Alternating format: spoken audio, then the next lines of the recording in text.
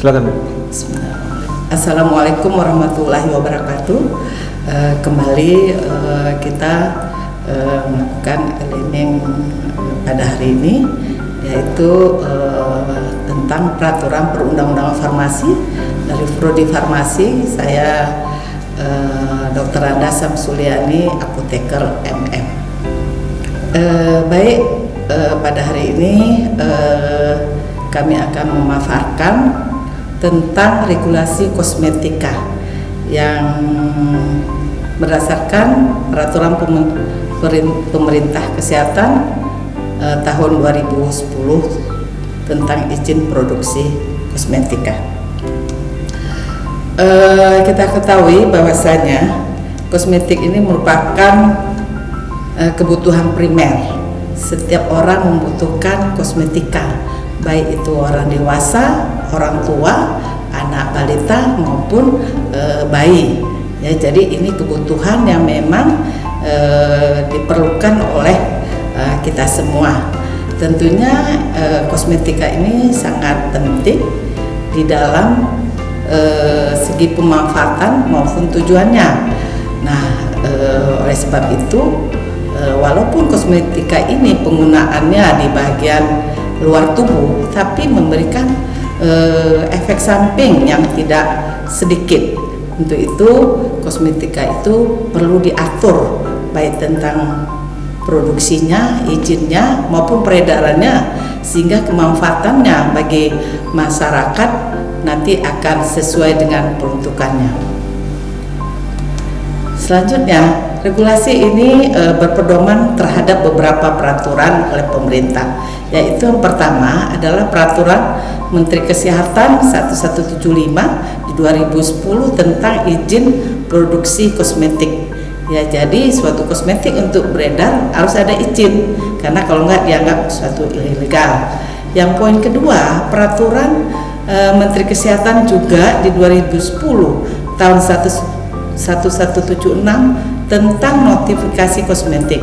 Notifikasi ini sebelumnya namanya adalah registrasi. Jadi ini merupakan suatu penilaian yang dikeluarkan oleh Badan POM yang amanahnya oleh pemerintah, supaya di dalam notifikasi ini telah dilakukan penilaian siap untuk diedarkan. Poin ketiga adalah peraturan Kepala Badan POM yang mengatur tentang kriteria dan cara pembuatan kosmetik yang baik. Di sini juga diatur bagaimana cara-cara pembuatan kosmetik yang baik. Jadi kosmetik ini walaupun penggunaannya pada luar badan manusia, tapi harus punya aturan. Ya, aturan ya, bukan saja obat, tapi aturan yang semestinya yang harus dilaksanakan oleh produsen yang melakukannya. Selanjutnya poin keempat juga peraturan Kepala Badan Pengawas Obat dan Makanan. Ya, Badan Pengawas Obat Makanan adalah ini merupakan institusi vertikal yang memang diberikan amanah untuk melakukan pengawasan terhadap komoditi obat, makanan, kosmetik, dan obat tradisional, produk komplement. Jadi amanahnya pengawasan ini di Indonesia oleh Badan POM. Ini bagaimana nih tentang cara pembuatan kosmetik yang baik. Poin kelima juga petunjuk operasionalnya. Jadi diatur sedemikian rupa sehingga nantinya hasil-hasil yang akan diperoleh menjadi kosmetik yang memang dapat dipertanggungjawabkan, kemudian juga dapat bermanfaat bagi masyarakat. Kita kembali apa itu tentang pengertian kosmetik. Ini penting ya, kosmetik ini penggunaannya bagian luar tubuh, yaitu di pasal 1 di dalam Permenkes ini diatur adalah kosmetik itu adalah bahan atau sediaan. Jadi bisa satu, bisa dua yang digunakan pada bagian luar tubuh manusia. Jadi tidak di dalam. Kok di dalam ini obat tradisional di dalam ya, baik itu rambut, epidermis, kuku maupun organ-organ genital bagian luar, gigi dan glikosa mulut yang fungsinya untuk membersihkan, memelihara, mengubah penampilan, memperbaiki badan dan melindungi tubuh ya.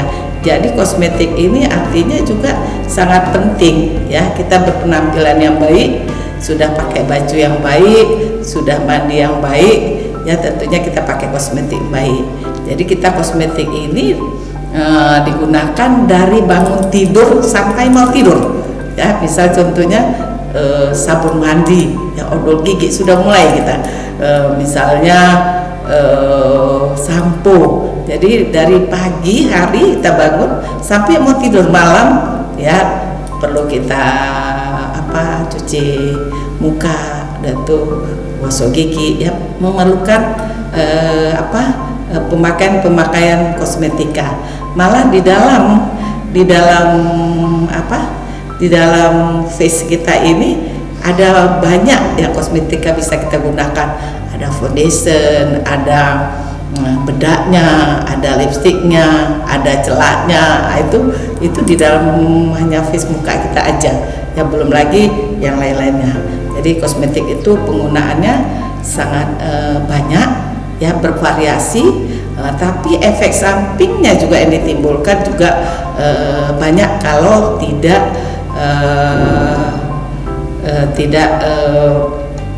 dilakukan baik dari pembuatan maupun penggunaannya.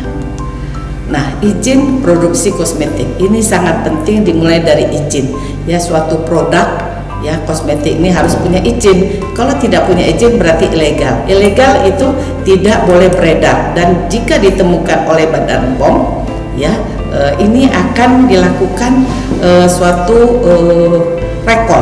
recall maupun penarikan ya. Jadi izin ini sangat penting ya, karena dari izin inilah nanti akan diperoleh suatu produk yang memang sesuai dengan manfaat dan penggunaannya, kemudian juga nanti akan beredar di pasaran. Izin ini diatur di dalam 1175 Permenkes di 2010 ya, di mana industri wajib ya, wajib ini tidak boleh sunat. Kalau katanya wajib, hukumnya kan sunat. Kalau hari ini kan kita puasa itu Zulhijjah sunat ya, tapi kalau ini puasa Ramadan ini jadi wajib ya hukumnya. Nah, ini ada dua golongan yang diatur, yaitu golongan A, kosmetik golongan A, dan kosmetik golongan B. Kalau golongan A itu kosmetik yang dapat membuat semua jenis kosmetika, jadi semua itu apa aja boleh jenisnya. Kalau golongan B ini hanya membuat jenis tertentu saja dan hanya menggunakan teknologi yang sangat sederhana. Golongan B tentunya mempunyai pengolahan yang lebih canggih bagi pabrik-pabrik ya, nanti kita lihat ke depannya. Nah, seterusnya persyaratan industri kosmetik golongan A. Tadi ada dua golongan, A dan B, jadi dua.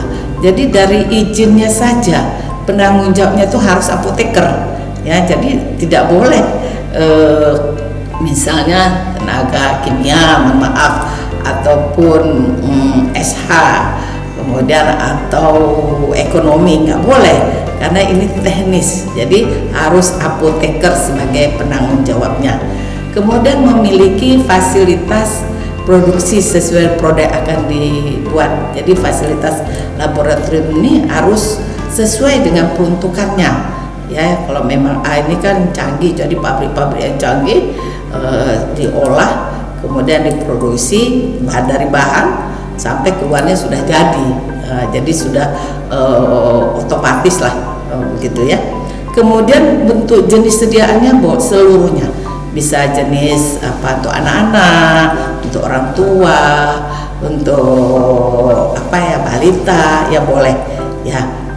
Memiliki fasilitas laboratorium. Laboratorium ini sangat penting di golongan A ya. QE-nya ini sangat penting karena di sini juga fungsi kontrol di dalam masalah pre-market ya. Ini dalam istilah pre-market masih sebelum diedarkan ya, menerapkan cara produksi kosmetik yang baik Ya, kosmetik yang baik ini teknis-teknisnya dimulai dari bahan baku, daripada nanti pengolahannya, packaging dan semuanya harus melalui tahap-tahap yang memang peruntukan untuk kosmetik golongan A tersebut. Nah, bagaimana kalau industri kosmetik golongan B? Ini golongan B sangat sederhana. Kalau kita di Aceh ini masih golongan B, ya, masih menerapkan higienis sanitasi, kebersihan, ya. Tapi tenaga penanggung jawabnya juga harus yang bersifat teknis, ya. Kembali saya bilang tidak boleh esar, tidak boleh ekonomi, tidak boleh teknik, ya. Ini tenaga kefarmasian. Kok sekarang ini TTK, ya. D3 ya, kok dulu ada tingkatan SMA. Jadi harus punya penanggung jawab karena ini masalah teknis. Teknis ini farmasi, harus farmasi yang mengetahuinya. Kemudian yang poin kedua, memiliki produksi dengan teknologi yang sangat sederhana. Jadi ya sangat sederhana, boleh misalnya tempat-tempatnya, wadah-wadahnya, ya. Kemudian tidak boleh dilarang memproduksi, kan dia tertentu tadi ya, kalau A seluruhnya, kalau B ini hanya tidak boleh antiseptik, anti ketombe, pencerah kulit, ini nggak boleh. Jadi ini yang harus menjadi perhatian. Bentuk sediaannya juga sangat sederhana, misal bisa tapel, bisa serbuk, ya, bisa bentuk-bentuk cairan, bisa misal kayak sabun sabun sampo, ya, jadi orang aring, itu sangat-sangat sederhana. Jadi kita ini misalnya kita break dulu, nanti akan kita lanjutkan kembali. Terima kasih.